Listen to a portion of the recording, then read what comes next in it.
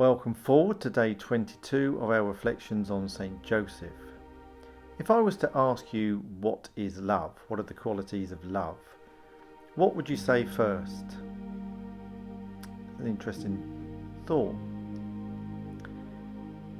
Now, what is the first quality of love that St. Paul uses in the letter to Corinthians 13, which is again that famous letter outlining what is love? It's patience. So it's love is patient and love is kind. So patient comes first, and then we're kind to people after being patient.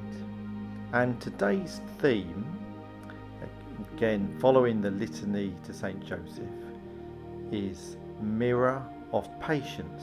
So St. Joseph being this mirror of patience, and obviously the reflection explores where Joseph would have been, had to have been patient. One could argue patient with God, patient with Mary, patient with himself, and the obvious examples is when he finds out that Mary's with child.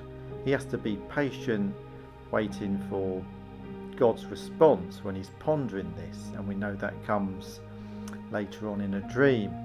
And if you think about it, when he was sent into Egypt, he would have had to have been patient about when do you come back. There's no question about you're going to be there for 3 years or you're going to be there for 4.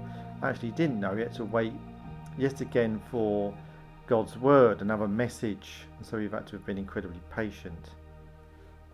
And I suppose right through his life he would have had to have been patient. But also another example is when Jesus goes missing, and for 3 days, and they find Jesus in the temple. But again, while they were looking for Jesus, they'd have had to have been incredibly patient with, I suppose, God and so forth. And so it's quite an interesting virtue in terms of that. But I love that concept of mirror of patience.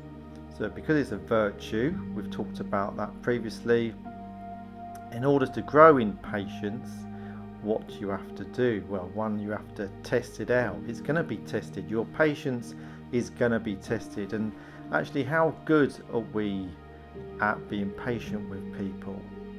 And that's what I want you to, I suppose, leave you with that thought.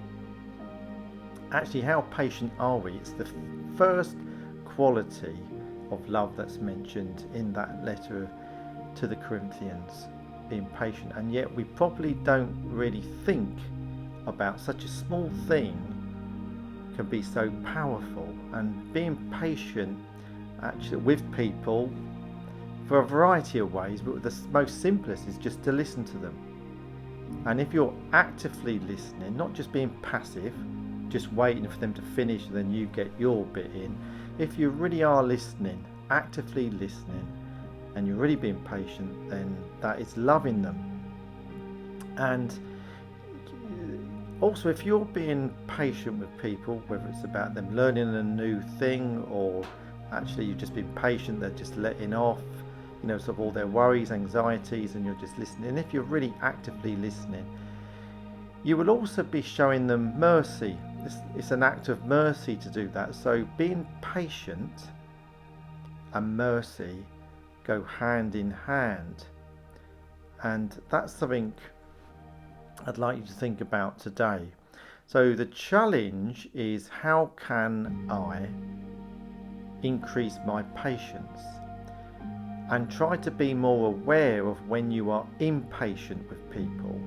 And if you know that if I do something, I'm going to lose my patience, actually be aware that you are going to do it and try and control that lack of impatience, and just develop that patience with other people and with yourself, to be fair. So there you go, leave you with that challenge. And again, this concept of mirror, looking at Joseph, he's mirroring patience, and obviously we can learn an awful lot. So lots to think about. Until tomorrow, God bless.